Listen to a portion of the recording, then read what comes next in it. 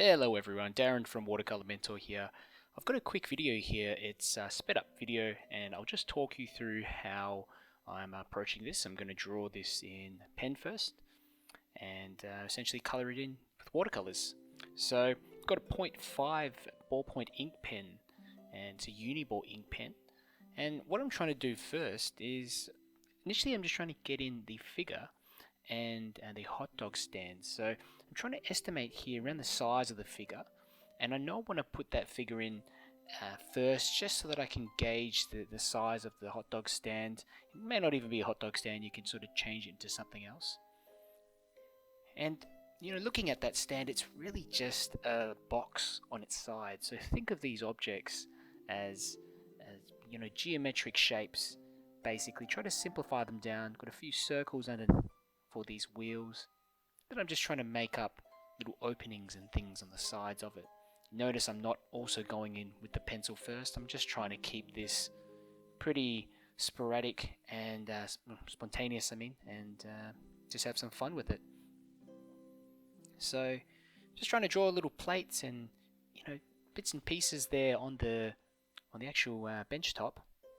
And then I'm going to go ahead and draw that right side of the stand. And again, I'm just simplifying that down into another box there, and there's a side of it kind of opened up at the back, maybe with a few other utensils and supplies. It could be a little fridge or something like that there. A couple of little stickers or things on the sides. I'm going to start drawing in the figure, and you know, it's important to draw the stuff in front first. That's why I've got in the hot dog stand, and then I pop that figure in just behind there.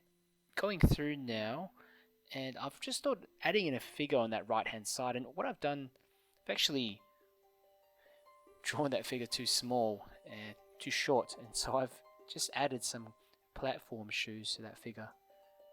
Little umbrella on top, really like that umbrella. And you know, I'm just taking a few other elements, adding in a few more figures here because the scene just looks a little bit dull in the background. I want to add in a bit more activity, a few more people, so it could be a couple of people there just on the way to work, or maybe they're just lining up for some lunch. And you know, another figure here on the right. I've also got a smaller child here too. And look at the position of the head and the legs. The head slightly slanted forwards, and the front leg quite a bit in front of the other leg, so just indicating that they're walking towards that hot dog stand.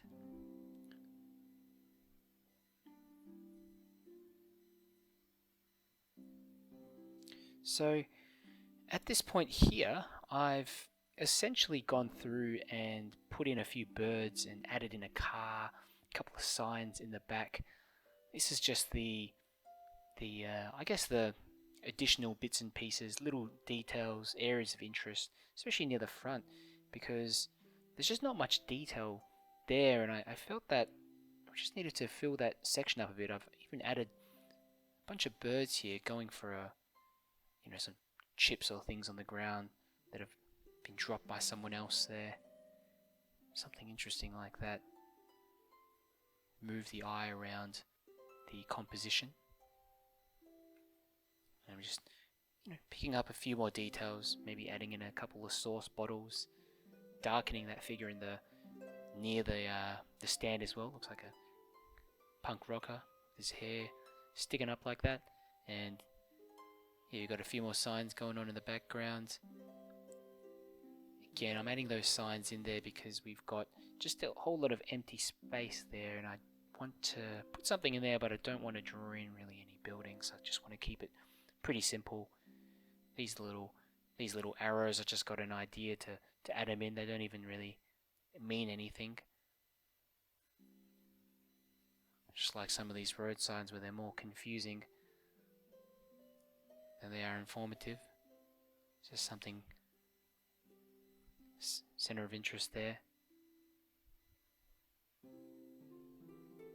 And definitely take your time to do these and go through and darken up a few other areas and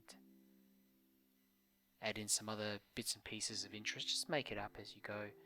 You can always go on and search for some additional references. If you think of maybe a bird or something, you go search one up, and if you're having trouble sort of drawing it from memory.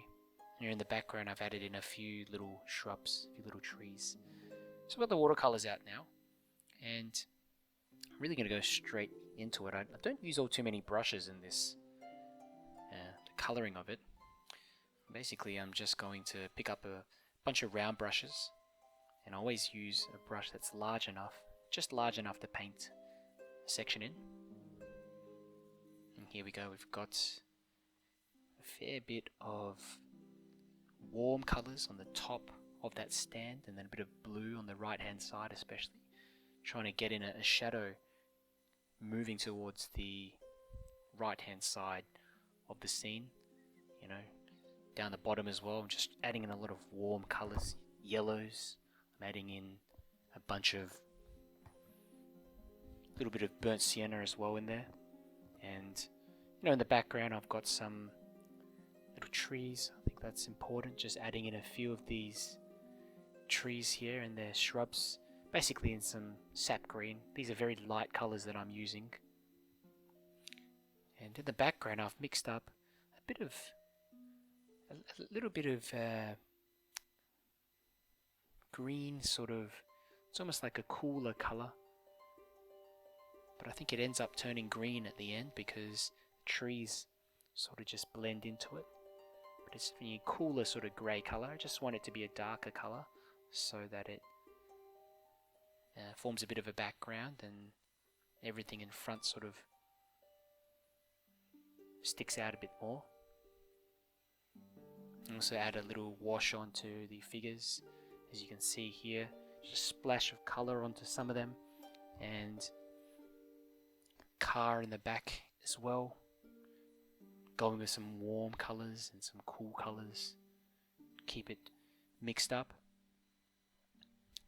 Now giving that a dry, and I'm going to come back to it now, and really I'm just adding in a little bit of darkness onto the right hand side of all the objects here, and you know, even underneath this umbrella, a bit of darkness directly underneath and extending down to the stem, and creating a little bit more darkness onto the hot dog stand as well, just indicating that there is a shadow directly underneath, like that.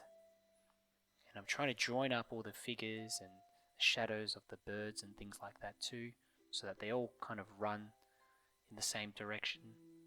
The shadows almost running towards the to the left, sorry, to the right, but downwards, down and right. Just gives them a bit more volume. If they come out a bit sort of angular, same here, repeating that same shadow pattern on the birds, like that. Just darkening more in some areas, darkening on the umbrella as well a little bit. Really at this stage we're just looking at putting in the rest of the dark bits. So underneath that umbrella on that hot dog stand, I've just decided to add another wash of colour on there to strengthen that shadow. Going back into the background, adding in some more darks onto those shrubs and trees as well. Just give it a bit more variation.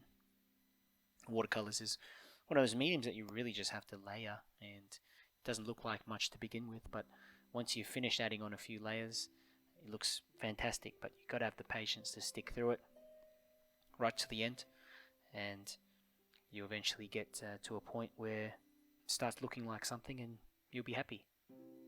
Some finishing touches, darkening the legs of some of these figures and stands, areas of the stands, the wheels, the shadows as well, just to create more contrast with everything. Again, a little bit more darkness onto the hot dog stand, to that right hand side, to get that feeling of darkness, shadow sort of cast. It's a funny looking scene. It's turned out a lot different than I thought, but I did want to make it a little bit darker and a bit more mysterious or interesting. So the colours that I've used definitely a little bit different, especially with all the green in here. Going through and darkening some areas on the right as well of everything, strengthening those shadows, and you can see that left hand side of that hot dog stand really popping out because of the light that I've left there as well. If you like this video, check out the playlist on the right. I release new tutorials and art supply reviews each week to help you progress faster in your watercolor journey.